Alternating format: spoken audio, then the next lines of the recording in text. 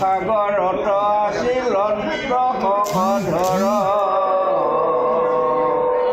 মৈছে যেন বোলে এন্তে এক জলচৰ সেইমতে ঈশ্বৰক পায়া যদুগণ মানিলে মতে কয় এন্তে জ্ঞাতিয়ে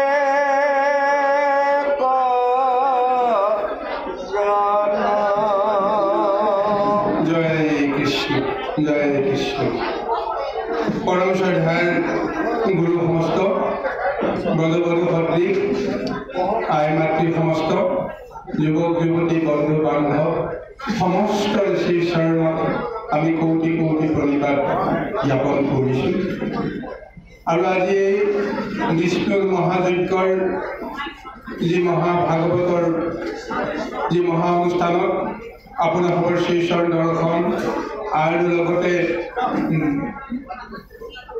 ভগৱন্তৰ যি মহা গুণলীলা তত্ত্বৰ বিষয়ে যৎকিঞ্চিত আলোচনা কৰাৰ আমাৰ যে সৌভাগ্য হৈছে তাৰ কাৰণে আপোনালোকৰ শ্ৰী চৰণত আমি কোটি কোটি প্ৰণিপাত জনাইছোঁ আৰু ইতিমধ্যে আমাৰ শ্ৰদ্ধাৰ ডেকা প্ৰভুজনে আগধৰি যোৱা এই মহাভাগৱতৰ আগধৰিয়েই আমিও কিছু আলোচনা কৰি পদবন্ধে আৰু বিষয়সমূহ আলোচনা কৰোঁতে হয়তো আমাৰ অনেক দুখ ত্ৰুটি হ'ব পাৰে সমস্ত দুখ ত্ৰুটি আপোনালোকে নিজ গুণে মাৰ্জনা কৰি এই অভাজনক যেন কৃতাৰ্থ কৰে তাৰ কাৰণে সভাৰ শ্ৰীচৰণত পুনৰ প্ৰণিপাত জ্ঞাপন কৰিছোঁ ইতিমধ্যে আপোনালোকে জানিছে যে উদ্ধৱ আৰু বিদুৰৰ এক মহাসংযোগ চলি আছে যমুনা নদীৰ পাৰত বিদুৰ বিষয়ৰ তাৰণাত পৰি তেওঁ নিজৰে জ্ঞাতিজনৰ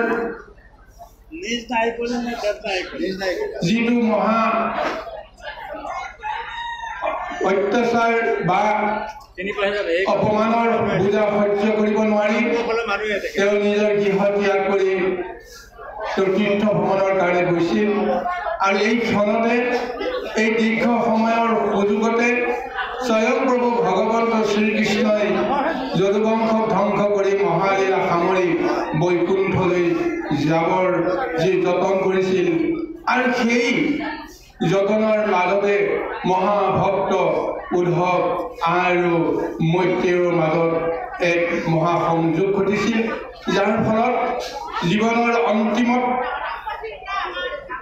প্ৰভু ভগৱন্তে প্ৰাণৰ ভক্ত উদ্ধৱ আৰু মৈত্ৰেয়ৰ আগত যিখিনি আধ্যাত্মিক পাৰমাৰ্থিক সমস্ত জ্ঞান তত্ত্ব দি ভকতৰ যি মহাশক্তি সেই শক্তিখিনি প্ৰদান কৰিবৰ কাৰণে যি ব্যৱস্থা কৰিছিল তাৰ মাজতে ভগৱন্তৰ মনত এটা দুখ থাকি গ'ল সেই দুখটো তেওঁ নিজেই উদ্ধৱ আৰু মৈত্ৰেয়ক কৈ গৈছিল যে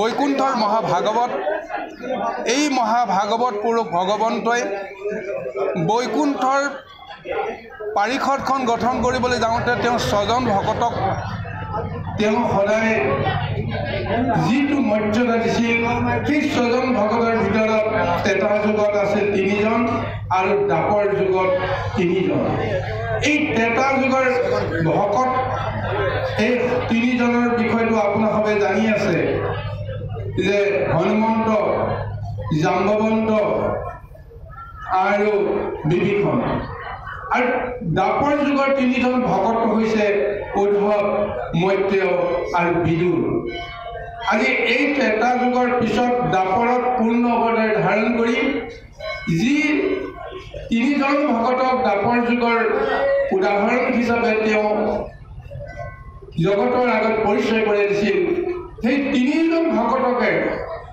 তেওঁ অন্তিম মুহূৰ্তত সাক্ষাৎ কৰিবৰ কাৰণে বৰ ইচ্ছা আছিল আৰু সেই ইচ্ছা অনুসৰি উদ্ধৱ আৰু মৈত্ৰেয়ক যেনেকৈ নহওক তেওঁ লীলাৰ মাজেৰে তেওঁলোকক সাক্ষাৎ কৰিলে আৰু তেওঁলোকক ভকতিৰ সমস্ত জ্ঞান তত্ত্ব যিখিনি প্ৰয়োজন জগতৰ কল্যাণৰ কাৰণে সমস্তখিনি প্ৰদান কৰিলে।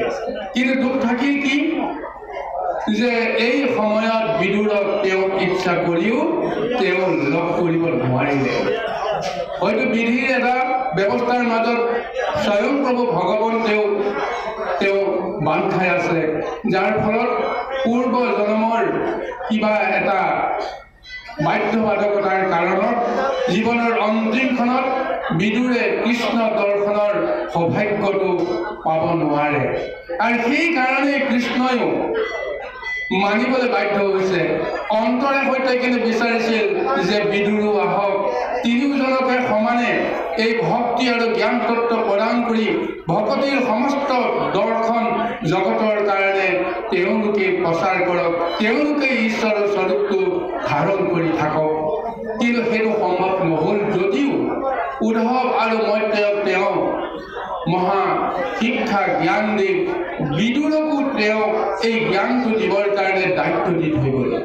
আৰু এই কাৰণেই যেতিয়া বৈকুণ্ঠগামী প্ৰভু ভগৱন্তক শেষবাৰ প্ৰণিপাত কৰি কৃষ্ণৰ চৰণৰ পৰা তেওঁ আঁতৰি আহিব লগা হৈছিল।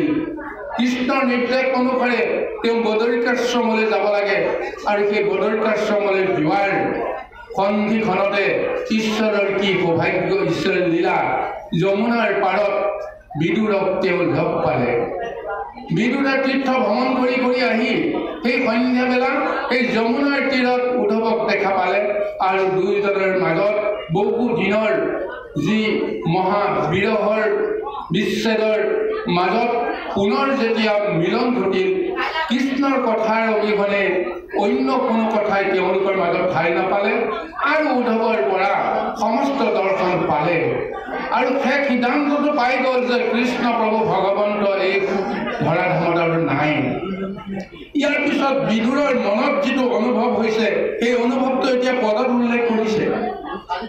তেওঁ অতি সন্তাপ কৰিছে, তেওঁ বিলাপ কৰিছে যে এইজন প্ৰভু ভগৱন্ত কৃষ্ণ সূৰ্য বুলি যাক জগতে জানি আছে, সেইজন কৃষ্ণ সূৰ্য আজি নৰদেহ সামৰি তেওঁ গুচি গ'ল।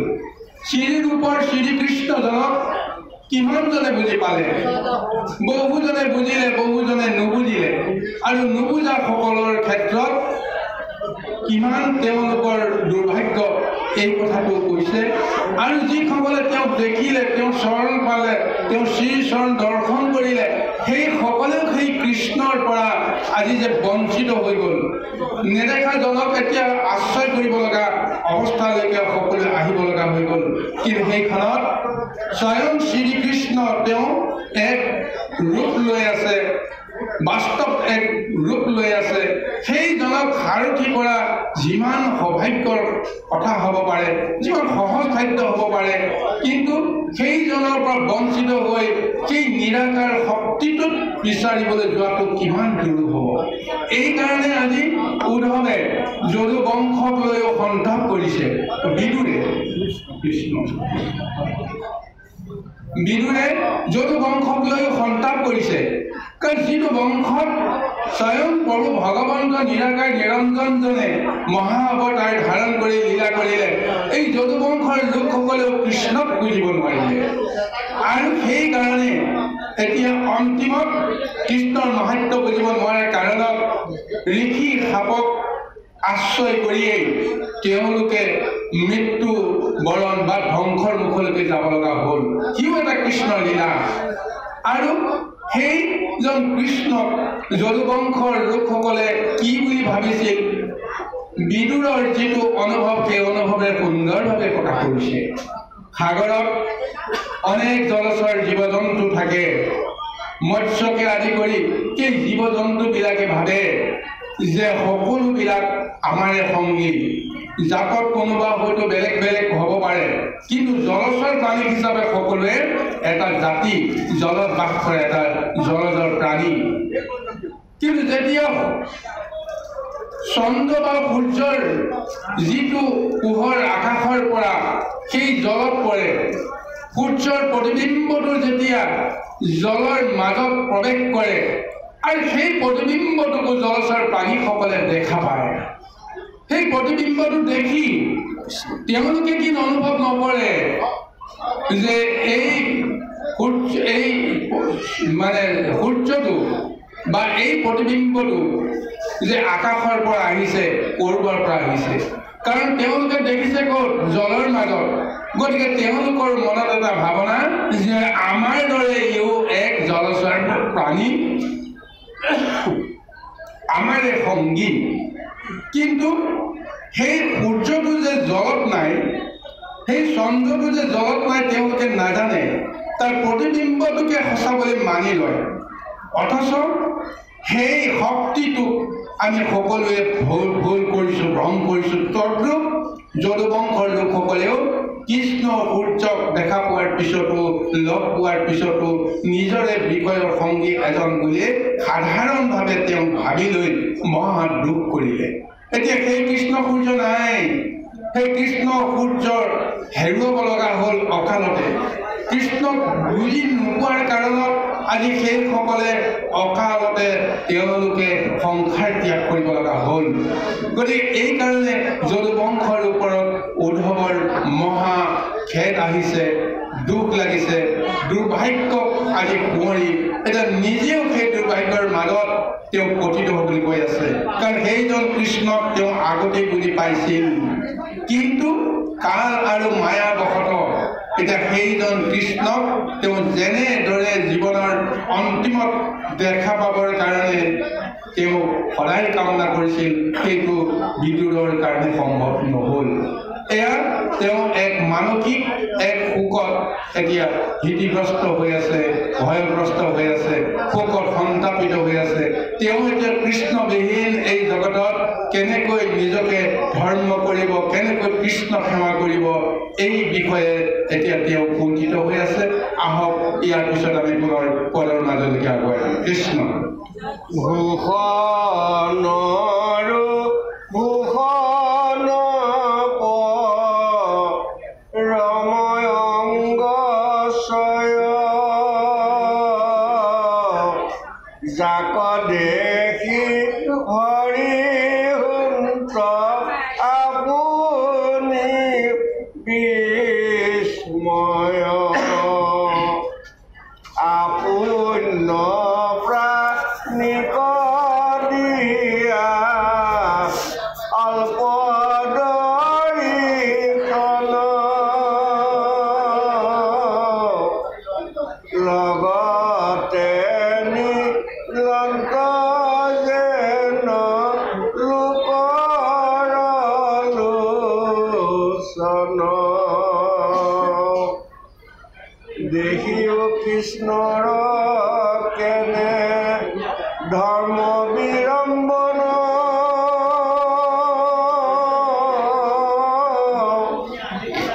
বসুদেৱ গৃহত জৰু উত্তপন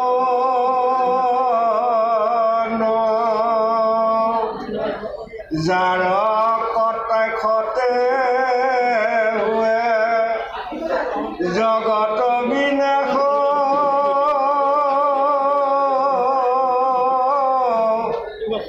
কংস ভয়ে এন্তে গুৰু কটলয়া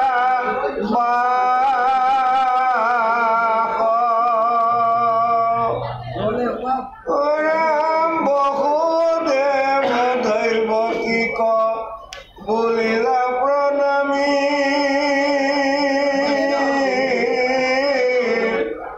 কংস ভয়ে বৰ্জত বন চিৰু গয়া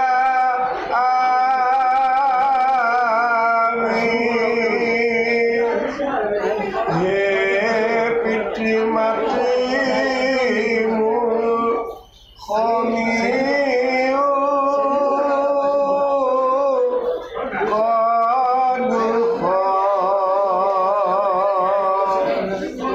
ইয়াতে হে সুমৰন্তে মিলে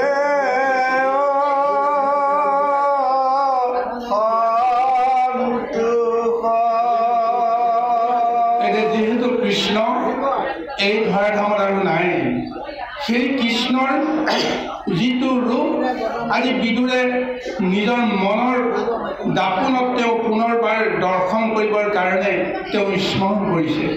কি মনোহৰ এক মনমোহক প্ৰভু ভগৱন্ত কৃষ্ণৰ বোলে দেহৰ লাৱণ্য, যে ভূষণৰো ভূষণ, অলংকাৰো অলংকাৰ, তেওঁৰ প্ৰতিটো অংগৰ প্ৰতিটো উপাংগৰ এই মহা যিটো ৰূপ, এই ৰূপৰ তুলনা কৰিব পাৰে। আমি নিজৰ এই দেহটো কংকালসাৰ বা দেহটো, এই কুচি টিম্বাকাৰ দেহটো আমি সদায় বস্ত্ৰ অলংকাৰৰ সৈতে সুসজ্জিত কৰি আমি আটাইতকৈ বেছি ৰূপৱান, আটাইতকৈ বেছি আমি লাৱণ্যময় কৰিবৰ কাৰণে সদায় প্ৰযত্ন কৰোঁ। এইকাৰণে আমাক অলংকাৰ প্ৰয়োজন হয়। যদিও কৃষ্ণই ৩২ বিধ অলংকাৰ তেওঁ সদায় ধাৰণ কৰে, সেই ৩২ বিধ অলংকাৰৰ জৰিয়তে ভক্তক তেওঁ সৌন্দৰ্যটো প্ৰকাশ কৰিবৰ কাৰণে প্ৰযত্ন কৰে। তাৰ মাজতো ভক্তি ভৰা যিটো দৰ্শন ভকতে যদি ল'ব পাৰে, তেতিয়াহ'লে সেই ৩২টা অলংকাৰ ভেদ কৰিও যেতিয়া তেওঁৰ দেহৰ যি উদিত হৈ থকা সেই প্ৰতিটো অংগ, সেই অংগক যেতিয়া নিৰীক্ষণ কৰিব, আঙুলিকে চাবনে, দেহৰ কণ্ঠকে চাবনে, মুখকে চাবনে, নাককে চাবনে, যিটো অংগতে দৃষ্টি পৰে সেই অংগই এনেকৈ এক মোহিত কৰিব পাৰে, সেই অংগৰ ৰূপ ৰস পান কৰাৰ হেঁপাহ নপলায়। তদ্ৰূপ সেই কৃষ্ণৰ সেইকাৰণে কোৱা হৈছে, তেওঁ লোককে দেখুৱাইহে প্ৰকৃততে এই বস্ত্ৰ অলংকাৰ পৰিধান কৰে, কিন্তু বাস্তৱতে বস্ত্ৰ অলংকাৰতকৈ তেওঁৰ আটাইতকৈ মোহনীয় শক্তিটো হৈছে, আজি উদ্ধৱৰ দৃষ্টিৰে কৈছে, ভূষণৰো ভূষণ পৰম অংগ চাই, যাক দেখি হৰি ভুন্ত আপুনি বিস্ময়।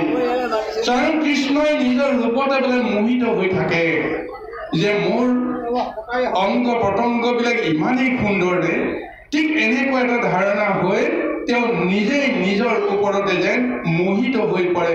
সেই হেন কৃষ্ণই যিটো ৰূপ লৈ জগতক তেওঁ লীলা কৰিলে, আজি সোঁৱৰণ কৰিছে বিদুৰে, এই বুলি সোঁৱৰণ কৰিছে যে অপুণ্য প্ৰাণীক দিয়া অল্পদৰিখন, লগতে নীলন্ত যেন লোকৰ লোচন, যিসকলে আজীৱন পুণ্য কৰি আছে সেই সকলকো তেওঁৰ ৰূপ ৰসৰ বোলে সামান্যতম এক কণাহে বোলে দৰ্শন দিয়ে। তাতেই সেই পুণ্যৱান লোকসকলৰ মনৰ যিটো সমস্ত ভাৱনা, সেই সমস্ত ভাৱনা পূৰ্ণ হয়, আৰু সেই অল্প দৰিখনতে তেওঁ মহামুক্তিৰ ব্যৱস্থাটো সম্ভৱ হৈ উঠে। আৰু সেইজনে আজি যিটো দৃষ্টিৰে, যিটো মূৰ্তিৰে জগতত তেওঁ শ্ৰী ৰূপ লৈ আছিল, সেই শ্ৰী ৰূপ চিৰদিনৰ কাৰণে তেওঁ সম্বৰণ কৰিলে, আৰু লোক চকুৰ পৰা সেই ৰূপ তেওঁ নিবাৰণ কৰিলে। সেইকাৰণে কৈছে, দেখিও কৃষ্ণৰ কেন ধৰ্ম বিড়ম্বন, বাসুদেৱ গৃহত অজৰ উত্তপন। আৰু সেইজন কৃষ্ণই কি বিড়ম্বন লীলা কৰি জগতক মোহিত কৰিবলৈ গৈছে, যাৰ জন্মও নাই, যাৰ মৃত্যুও নাই, যাক অজ পুৰুষ বুলি কোৱা যায়, সেইজনে কিন্তু লীলাৰ মাজতে আহি তেওঁ জীৱন আৰু মৰণক সংগী কৰি বসুদেৱৰ গৃহত তেওঁ জন্মগ্ৰহণ কৰিলে। এয়া এক মহা বিড়ম্বন বুলি কোৱা হৈছে। যিজনে জন্ম লোৱাৰ কোনো আৱশ্যকতাই নাই, সেইজনে জগতৰ জীৱসকলৰ কল্যাণৰ কাৰণে জগতে ঈশ্বৰ দৰ্শনটো পাওক বুলি, ঈশ্বৰেনো কি কৰে, ঈশ্বৰেনো ধৰ্ম কৰ্ম কেনেকৈ লোকসকলৰ জৰিয়তে আচৰণ কৰে, এই সমস্ত তত্ত্ব প্ৰচাৰ কৰিবৰ কাৰণে যে তেওঁ শ্ৰীৰূপটো ধাৰণ কৰিছিল, আৰু কি মহালীলা কৰিছিল। সৰ্বশক্তিমন্ত সেই প্ৰভু ভগৱন্ত মনেৰে বাঞ্ছা কৰিলে সমস্ত সাধন হৈ যায়, কিন্তু সেইজনে পিতৃ মাতৃৰ গৃহত জন্ম গ্ৰহণ কৰাৰ পিছতে জগতৰ কাৰণে এক বিড়ম্বন লীলা কৰি দিলে। থাকিব লাগিছিল পিতৃ মাতৃৰ আশ্ৰয়ত, মাতৃৰ কোলাত থাকি মাতৃৰ স্তনপান কৰি তেওঁ সুখী হ'বলৈ যত্ন কৰিব লাগিছিল, কিন্তু তেওঁ লগে লগে সিদ্ধান্ত কৰিলে। বসুদেৱ দৈৱকী ক'লে যে কংসৰ ভয়ত তোমালোকে ত্ৰস্তমান গতিকে তোমালোকৰ বিশ্বাস হোৱা নাই যে মই কি কৰিব পাৰো কিন্তু তোমালোকৰ এই বিশ্বাসটো সুদীৰ্ঘ নোহোৱালৈকে তোমালোকে মোক লুকুৱাই থৈ দিয়া গতিকে কংসৰ নগৰৰ পৰা মোক নি গোকুলত তোমালোকে থৈ আহা নন্দৰ গৃহত থৈ আহা আজি এনেদৰে দৈৱকী আৰু বসুদেৱক ক'ব লগা হোৱাটো জগতৰ কাৰণে বোলে এক ৰহস্য আজি যেন এই কথাটোকে বিদুৰে স্মৰণ কৰিছে সৰ্বশক্তিমন্তজনে আজি দেখুৱাইছে কি যে তেওঁ কংসৰ ভয়তহে তেওঁ মথুৰাৰ পৰা কোনেও গম নোপোৱাকৈ মধ্যৰাতি তেওঁ যমুনা নদী পাৰ হৈ গোকুলত প্ৰৱেশ কৰি কোনেও গম নোপোৱাকৈ তেওঁ যশোদাৰ পুত্ৰৰূপে পৰিচয় দিবলৈ গৈ আছে ইও এটা জগতৰ কাৰণে ৰহস্যময় বুলি আজি উল্লেখ কৰিছে সেই ভগৱন্তই কিয় এই লীলা কৰিলে কাৰ কাৰণে কৰিলে এই অনুভৱ এতিয়া তেওঁৰ হৈ আছে আৰু লগতে তাৰ পিছতো যিমানবিলাক আচৰিত লীলা কৰিছে সেই সমস্তবিলাক সোঁৱৰণ কৰাৰ বাহিৰে যেন বিদুৰৰ কৃষ্ণৰ ৰূপ ৰস মূৰ্তি দৰ্শনৰ স্মৰণৰ বেলেগ কোনো আৰু ৰাস্তা নাই সেইকাৰণে কৃষ্ণৰ যি লীলা সেই লীলাকে আজি তেওঁ স্মৰণ কৰি উদ্ধৱৰ আগত তেওঁ অশান্ত মনটোক এক শান্ত কৰিবৰ কাৰণে প্ৰযত্ন কৰি গৈ আছে কৃষ্ণ ৰাজসূয় যজ্ঞ তদে শিলুনে ভৰি যেন গপি পাইলে শিশু পালে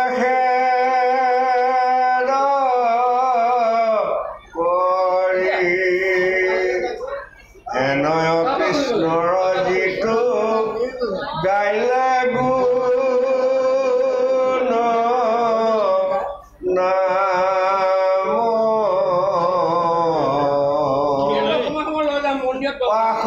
পাখৰিবইতো দুনাই কোননি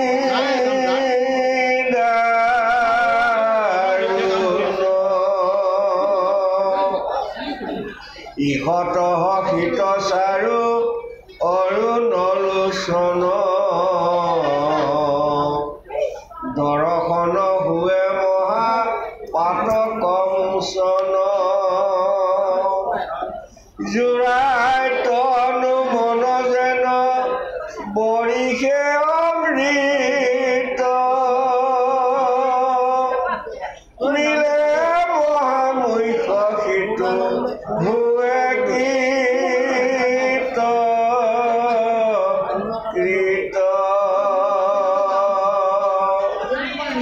অৰ্জুনৰ ৰথৰ আগত থকা পক্ষী প্ৰকাশে বদন যেন কোটি এক সখী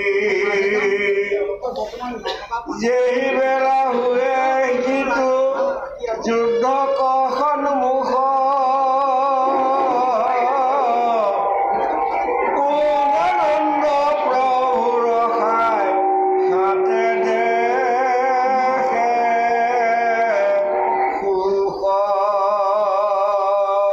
এতিয়া বিদুৰে পুনৰ মনত পেলাইছে যে এইজন কৃষ্ণ বসুদেৱৰ পুত্ৰ বুলি সকলোকে তেওঁ পৰিচয় দিছে যদিও ভক্তসকলক তেওঁ সুবিধা পালে নিজৰ ঐশ্বৰিক যিটো ৰূপ সেই ৰূপটো তেওঁ সদায় প্ৰদৰ্শন কৰিবৰ কাৰণে তেওঁ যত্ন কৰে ভক্তসকলক তেওঁৰ শক্তিৰ আৰু গুণ ৰহস্য তত্ত্বৰ পৰিচয় দিবৰ কাৰণে ঐবক্ত ঈশ্বৰজনেও লীলাৰ মাজেৰে তেওঁ সেই কৰ্মখিনি কৰে আৰু সেই প্ৰমাণটো বিদুৰে প্ৰথমতে ক'ত পাইছিল এতিয়া এই কথাটো তেওঁ মনত কৰিছে বিদুৰে যদিও জ্ঞান দৃষ্টিৰে জানিছিল যে বসুদেৱৰ পুত্ৰ আন কোনো নহয় জগতৰ ঈশ্বৰ কিন্তু সেই জগতৰ ঈশ্বৰজনৰ ৰূপ কেনেকুৱা দৰ্শন কেনেকুৱা সৌন্দৰ্য কেনেকুৱা এই দৃশ্যটো তেওঁ প্ৰত্যক্ষ কৰিব পৰা নাছিল কিন্তু তেওঁ চিনি পাই গৈছিল সেই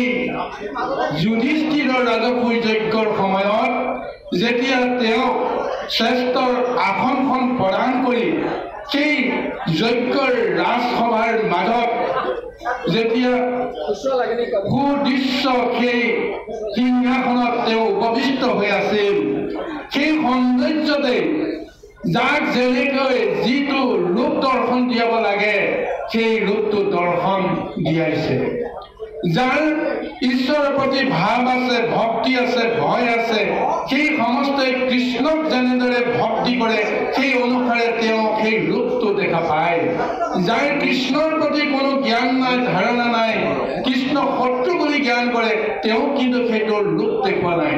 গতিকে তেওঁ এতিয়া উপলব্ধি কৰিছে যে একে আসনত, একে সময়তে, একে অৱস্থাতে থাকিও তেওঁৰ ৰূপৰ যিটো মহিমা সমস্তকে বেলেগ বেলেগ ৰূপত দেখাই দিলে। এটা উদাহৰণ তেওঁ নিজকে কৈছে আৰু শিশুপালক লৈ আহিছে যে একে অৱস্থানত থকাৰ পিছতো মই তেওঁক দেখিলোঁ যে কৌটি সূৰ্যৰ শক্তি যেনেকি ৰাজসুৰ যজ্ঞত কৃষ্ণই ধাৰণ কৰিছে, আৰু তেওঁৰ মুখমণ্ডল যদি কোনোবাই এবাৰ প্ৰত্যক্ষ কৰিছে বা তেওঁৰ কটাক্ষ দৃষ্টি যদি কোনোবাই এবাৰ পাইছে, তেওঁৰ জীৱন সেই মুহূৰ্ততে ধন্য হৈ গৈছে। বিদুৰে সেই দৃষ্টিৰে তেওঁক দৰ্শন কৰিছিল, কিন্তু শিশুপালে শত্ৰু বুদ্ধিয়ে তেওঁক তিৰস্কাৰ কৰিছিল, অপমান কৰিছিল, নানা ধৰণৰ তেওঁক এনেকৈ ঘূৰ অপমান কৰিছিল। সমস্ত সভাসদসকল শিশুপালক এই দুৰ্দান্ত ৰূপত উপবিষ্ট হোৱা দেখি তন্ময় হৈ গৈছিল, আচৰিত হৈ গৈছিল যে এইখন কি হ'বগৈ, ৰাজসভাত এতিয়া এনেকুৱা অথন্তৰ হ'ব, যুধিষ্ঠিৰৰ মহাযজ্ঞ সফল হ'ব নে নহ'ব? যদি কিবা কাৰণত সুন্দৰভাৱে আয়োজিত হোৱা এক মহাপৰ্ব কোনোবা এজন দস্যুৱে হওক, দানৱে হওক, ডকাইতে হওক, অহংকাৰীয়ে হওক, কিবা এটা যদি তাক অনৰ্থ কৰিবলৈ আহে, তেতিয়াহ'লে সেই যজ্ঞত বিঘিনি নহ'বনে? কিন্তু বিদুৰে দেখিলে কি আচৰিত, এটা এটাকৈ 100টা মহা পাপ অপৰাধ সহ্য কৰাৰ পিছত তেওঁৰ যিটো মূৰ্তি খন্তেকতে তেওঁ ধাৰণ কৰিলে, সুদৰ্শন চক্ৰলৈ যেতিয়া শিশুপালৰ শিৰচ্ছেদ কৰি দিলে, সকলোৱে ভাবি আচৰিত হৈ গৈছে। আৰু এই মুহূৰ্তটো সকলোৱে কিন্তু কৃষ্ণৰ আচল শক্তিটো উপলব্ধি কৰিবৰ কাৰণে এক সুযোগ পালে। শিশুপালক যদিও তেওঁ শিৰচ্ছেদ কৰি দিলে, কি মহালীলা, শিশুপালৰ দেহৰ পৰা নিগলিত হোৱা এটোপাল তেজ মাটিত নপৰিল। সমস্ত শিশুপালৰ তেজ শক্তি আহি কৃষ্ণৰ শৰীৰত পৰিল, কৃষ্ণই সেই তেজ শক্তি সম্বৰণ কৰি দিলে। আৰু লগে লগে সকলোৱে ভাবি লৈছিল খন্তেকৰ কাৰণে এই মুহূৰ্তত কৃষ্ণৰ বিদ্ৰোহ কৰা মানে কিমান অমংগল হ'ব পাৰে, কিমান অনাচাৰ হ'ব পাৰে, তাক বুজিবৰ কাৰণে বাধ্য হ'ল। আৰু কৃষ্ণৰ ৰূপৰসৰ সকলো বিমোহিত হ'ল। কৃষ্ণই যি কৰে তাৰ বাহিৰে বেলেগে একো কথা ভাবিব নোৱাৰা হ'ল। গতিকে এই ৰূপটো দেখা পাই আজি বিদুৰৰ মনতো সেই ধাৰণাটো আহি গৈছে, কৃষ্ণৰ কি মহাশক্তি। তেওঁ তিৰস্কাৰ কৰাজনকো, অপমান কৰাজনকো তেওঁ কিন্তু শত্ৰু বুদ্ধি জ্ঞান নকৰে। তেওঁৰ এক চূড়ান্ত ৰহস্য এইটোৱেই যে তেওঁ শত্ৰু মিত্ৰ বুলি কোনো ব্যৱস্থা নাই। তেওঁৰ মানৱ সকলো সমান। যিয়ে ধৰ্ম কৰে, যিয়ে ভক্তি কৰে, সেইজনে ভগৱন্তৰ কৃপা পায়, ভগৱন্তৰ ৰূপ দৰ্শন কৰিব পাৰে। কিন্তু যিজনে অহংকাৰক গুৰু গোসাঁই ঈশ্বৰক অমান্য কৰি নিজকে শ্ৰেষ্ঠ কৰিবলৈ প্ৰযত্ন কৰে, সেইজনক ধ্বংসৰ চলেৰে কৃষ্ণই মহাগতি প্ৰদান কৰিব পাৰে, যদিহে তেওঁ কৃষ্ণৰ লগত এই আচৰণটো কৰে। আজি শিশুপাল মুক্তি পালে কেনেকৈ? যে কৃষ্ণৰ লগত তেওঁ এক মহা সম্বন্ধ ঘটিল।